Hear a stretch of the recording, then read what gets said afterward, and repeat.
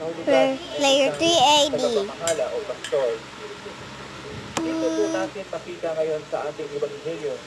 Oh, fucking bitch. Medyo, just one kick. Was in a chat earlier.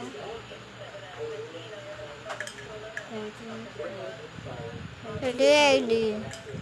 That is our At doon, nagtatanong ang ating Panginoon, sino raw ang anak ng tao? Anak ng tao, ito po yung titulo na makita natin sa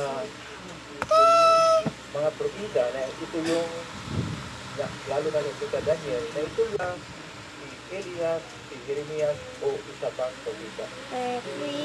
Pero ang compact na sagot, at ito yung sinabi ni Hold on, guys. kayo po ang Kristo, Don't do this ang anak ng by Diyos yourself. na buhay. This is Ito yung paper. versikulo 16, kaplo 16, Ebanghelyo ni San Mateo, na siya yung nagpapahayag na sinasabi ng ating Panginoon, hindi galing sa tao, bagkus galing sa Diyos na Ama, ang sinasabi mo, sapagkat I played this games before. na ang I ating said I played Panginoon this games before. siya na At the same ang time, Kristo, everyone died. siya And ang inilang I survived all the games upang before. magdala sa atin ng kaligtasan. Wait. What Upang are tayo you saying? magbuhay What sa about ganang that? presensya. I cannot Kaya ang believe you sinasabi in naman ng ating Panginoon Hesus saying kay that. Timon, But everyone killed. bininyagan Everyone. siya o binansagan Everyone siya o listened binigyan to siya me. ng pangalan ng Pedro. Kung itingnan Now, natin sa let's ibang look mga at the sources line. ay bato. Kapag ka sinasabing bato, hindi naman talaga matawag rin natin bato si San Pedro. Sapagkat mahina rin siya.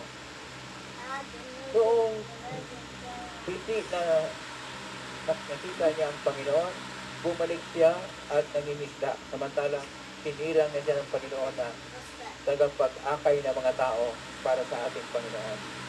At nung wala siyang buha, yan, nagpahayag, nagpakita ang Panginoon sa kanya. Nung ang ating Panginoon ay nadakip, 3 beses na nagtatwa si San Pedro. Kapag nagtatwa, parang pagtatakyal rin niya. So, hindi talaga siya maituring na bato. Pero ang tinuturing dito na bato, nasa kabila ng kainangan ng mga lider o ng mga namahala sa ating simbahan, ang kalakasan at kapangyarihan ng Diyos ay nariyan sa kanila. Kaya, hindi po natin dapat